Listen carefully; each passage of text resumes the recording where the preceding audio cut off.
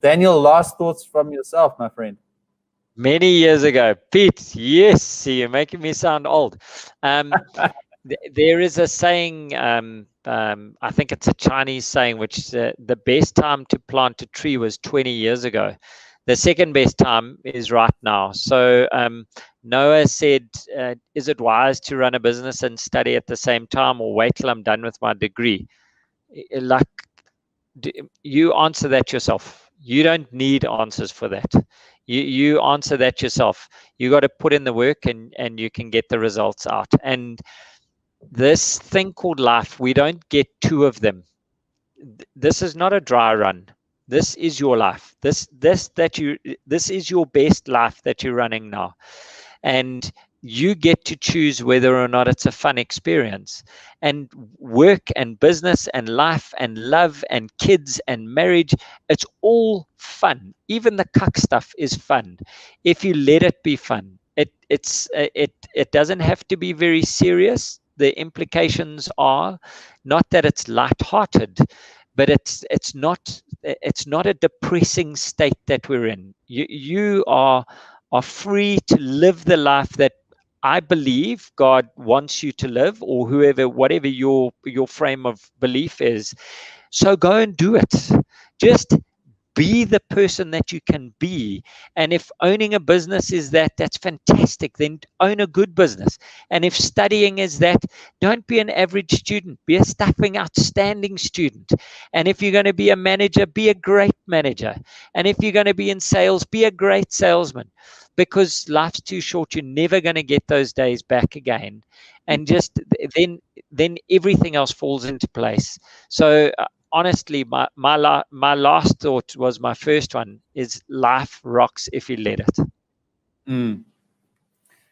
Daniel, thank you. And James, just a fitting note to end off there. I think always refreshing to see both Dan and Peter's positivity. Daniel, I have a feeling we're going to have you back on due to popular demand, and I just think you've got a wealth of knowledge to advise everybody.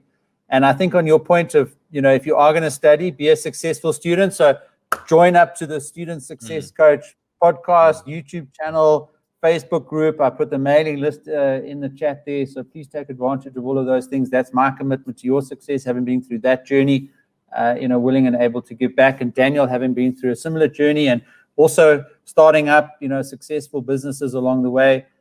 He's given some insights there about, the business journey. Daniel, there was one last question about a good business book to recommend. You've spoken about Good to Great. I mean, myself, that's sort of a good large-scale corporate-minded sort of type of book, but a guy walking out of varsity, selling fruit on the side of the road or starting up student accommodation in South Africa. Wow. There's on LinkedIn, I think you follow JJ as well. He's got a really interesting book on South African G.G. Alcock. He's on staying positive from a perspective of the possibilities in our world and our continent and where we are. So, I mean, reading Casinomics is really worthwhile. The reason I go to Good to Great or something like that, and I think it's more of a question for you to answer, is you need to take a style and adopt that style. And ours was Good to Great. And it's the same as looking at any model in varsity. So for the MBAers, you're going to learn a lot of models. And the thing about a model, it's not right or wrong. It's just a common communication platform. And it eliminates unnecessary explanation or nonsense that we go through trying to get on the same page. It's just saying, okay, we're using Porter's 5 forces. Peter knows what it is. I know what it is. So Good to Great for me was good in that time. There probably are a few others out there. And what I would recommend is speak to Peter. Yeah, I read fantasy. I read fantasy and science fiction. I don't read business books. That's flippant. In fact, I'm going to do a podcast episode on book recommendations because I do have quite a few up my sleeve. But one that I posted in the chat is Lean Startup by Eric Ries. A little bit more the technology side of things. If you're getting a bit of a product platform going or a website or in the e-commerce or online space, He brings in a lot of that agile, iterative thinking and the momentum. He talks about vanity metrics, for example. Don't only look at the numbers in your business that give you a sense of self-justification or are the numbers that make you feel good about yourself. Go look at the tough numbers, for example, the numbers that you should be worrying about and sweating as a business owner, etc. And there's lots more interesting insights in there that you can go and have a look at. And just to finish off with Noah, I think he's been our most active participant this afternoon. Wow, Daniel, your words are so touching. I promise to think about it. Really like business, but my parents want me to finish my studies. And that's another thing, Daniel. Never mind whether you must go and work for FNB, and there's a cultural recognition of that brand name, but also you are now at Pretoria University. We expect you to come back home at Christmas time with a degree. That's another whole or another conversation, eh?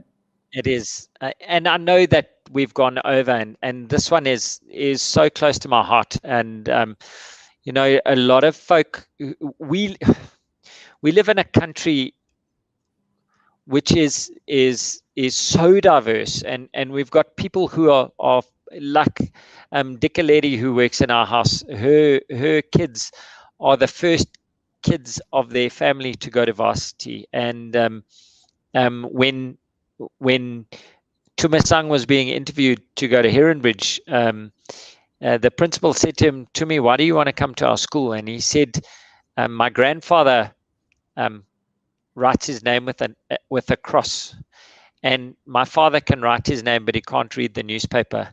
I can't wait till I can sign for my house." And that's the weight of responsibility, the gravitas that he has, that he's working towards as a young man in South Africa. So I'm well aware of our cultural divisions and diversity that we're in, and that weight that you carry. And man up, shoulders back, and do what you have to do. That being said, there is opportunity to create in new ways that our folks didn't know about, and we didn't know about. So how you get there is really a course of some choice, some luck, some hard work. And if you believe in your business, then do it at the same time. Financial problems, like everyone has got financial problems. This is Africa, but everybody has made it. This is Africa. And I was doing a talk in Angola, and the one guy said, "Everyone keep quiet, listen, what can you hear?" And there were generators running for electricity, and he said, "Africa's open for business." So we've all got money constraints in South Africa. Then you must be creative, and you must do that, and it depends how much you're willing to sacrifice for that dream. So I know that's very patronizing, but it's the reality. Daniel, thank you, and we are going to leave it there. So appreciate everybody for hopping on today. Daniel, you've taught us all about Life Rocks, and you've given us some insight into your world, which I continue to observe, just with the greatest kind of respect and admiration for the life you live and the example that you set. And I mean that from the bottom of my heart. And I think we've all benefited from that today. So thank you. As Ngwala here, Matsupola says, thank you for your wise advice, Daniel. Last thoughts for the Valentine's Day weekend. Go and love. Go and love. Just the one you love, not many of them. Daniel, thank you so much. Thanks, everybody. It's been an awesome session. Hop on to the YouTube channel, grab the recording, share it with your friends, and have an awesome weekend. Cheers, guys.